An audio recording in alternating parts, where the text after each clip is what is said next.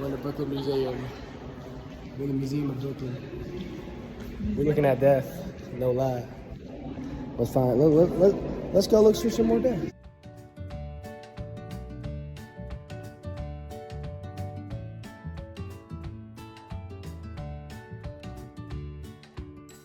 So this is the outer coffin of the Kamwasi, and this coffin type was developed it was really special because it's rectangular, and this specific rectangular coffin type was used for Princess Mayette. And Kamwisi is shaped kind of like a shrine, but with runners along the bottom and stuff. And a human-shaped coffin was actually placed inside of this, which is really cool. Yeah, but this symbolizes death because this is where mummies would go inside, and this is in fact where Princess Mayette. This is the coffin Princess Mayette used. So yeah. So this is a canopic jar, and when someone died, they would mummify them. But during the mummification process, people had to take out the liver, stomach, intestines, and lungs due to the fact that the corpse's interior had to be left to dry. And what we see right here is the canopic jar that they started storing it in during the 4th dynasty, because they said the fuck. Can't curse, bro. God. Just cut it. So this right here is a coffin where they usually put the mummies after they die in Egyptian cultures, and I think it's very beautiful the art that they have painted on it and the condition that it is in today. Yeah, it's preserved great. It is, and we also learned that apparently being buried was a very desirable ceremony. Like if you got buried, that was very good for you. So yeah. Hey guys, so basically, these are some amulets. You use these because in the 18th dynasty, certain ones began to be placed within mummy bandages, and they guarantee life or death. And as you can see, it's drip. It's dripping. So this is the sarcophagus right here, if you want to look. And then this is basically where they house the mummy of a prince or his wife. And the intricate design is really made very sturdy so that nothing can break and nobody can get in. It's extremely heavy. And it was helped in order to help carry the lid of the box. It required many people. Hey guys, so this is the statue of Pepe. And the statue of Pepe is rumored to have probably stood in the temple of the god Sobek.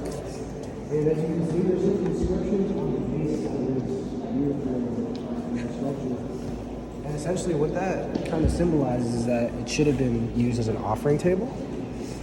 Yeah, so they would put stuff on this to offer to the god of Pepe. No, not the god of Sobek, sorry. Thank you.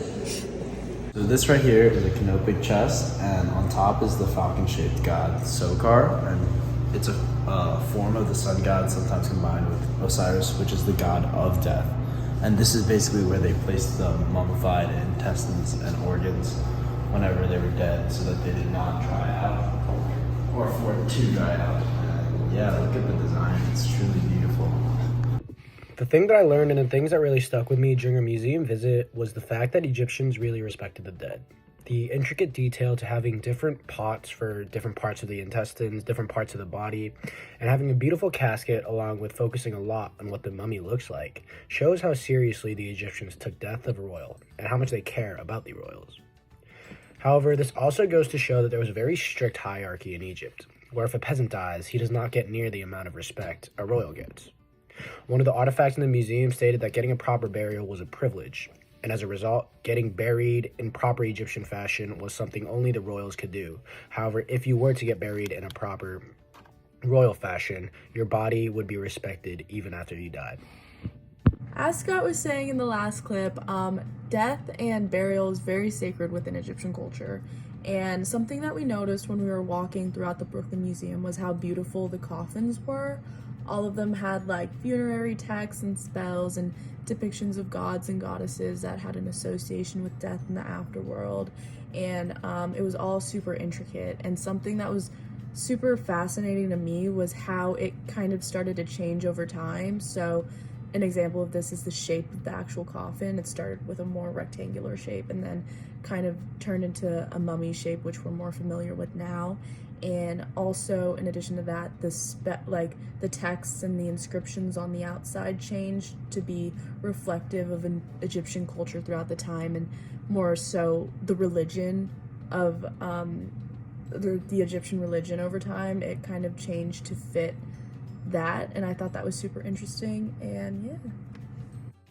After our visit to the Brooklyn Museum, we concluded that ancient Egyptians believed in the importance of preserving the body through mummification and using physical possessions to help them in the afterlife. Funerary practices and artworks created for funerary purposes were highly decorated with images and hieroglyphs that represented the deceased individual and their journey through the afterlife. Variations in funerary purposes and representations of the afterlife based on geographic location and the time period that were also observed